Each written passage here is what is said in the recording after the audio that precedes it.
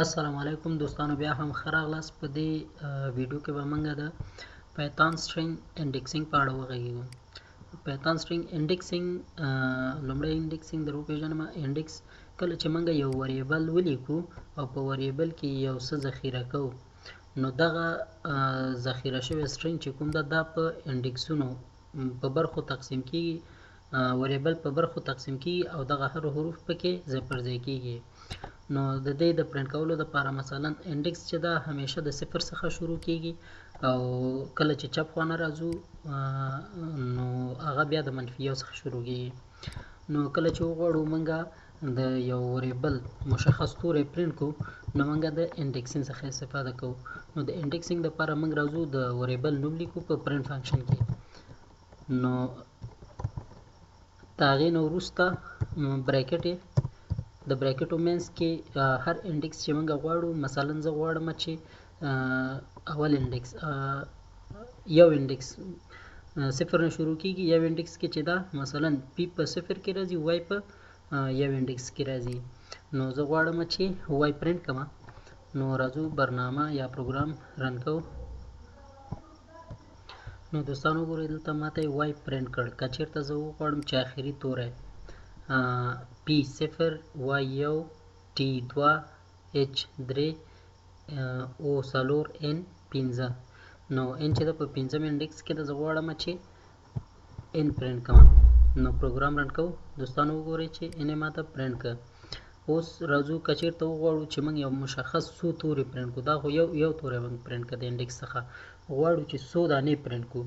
نو مثلا زه ورته وایم چې ته د اول نه تر څلورمه پورې ماته پرنټ کړه. اول وای ده، دویم ټي ده، او دریم اچ ده، څلورم او ده. څلورم به نه پرنټ کوي ماته، وای ټي اچ دا به ماته پرنټ کوي. نو راځئ چې پروګرام رن کړو.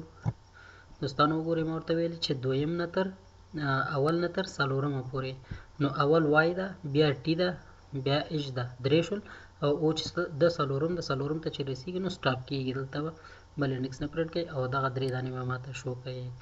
نو راځو اوس ګورو، زه ورته یم چې نه، ماته دویم نه تر څلورم پورې پرنټ کړه.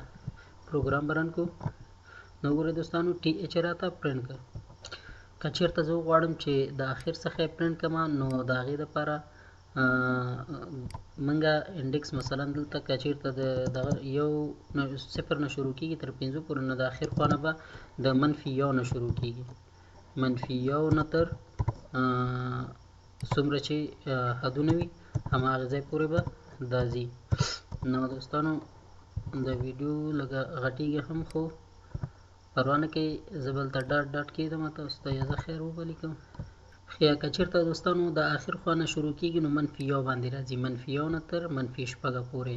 نو زه دلته راځم، لومړی ورته وایم چې ته ماته منفي یو یا منفي دوه پرنټ کړه ماته. نو د دې پرنټ کولو لپاره پروګرام رن کوو. نو دوستانو وګورئ، منفي دوه کې دلته او ده. نو دوستانو وګورئ، دلته ماته او پرنټ کړ. نو دې طریقې ته سټرینګ، نو دې طریقې ته چې موږ یو انډیکس پرنټ کړو، دې ته سټرینګ انډیکسینګ وایي. سټرینګ انډیکسینګ. او یو بله طریقه چې هغه موږ کولی شو هغې کې څو توري پرنټ کړو، نو هغې ته موږ سلایسینګ، مخکینۍ طریقه ده، کار مې کړله تاسو ته، بیا یې ګورو. دوو نه څلورو پورې په دې طریقه کې دوستانو دې ته وایي چې سلایسینګ. سټرینګ سلایسینګ، دې ته د سټرینګ سلایسینګ طریقه وایي.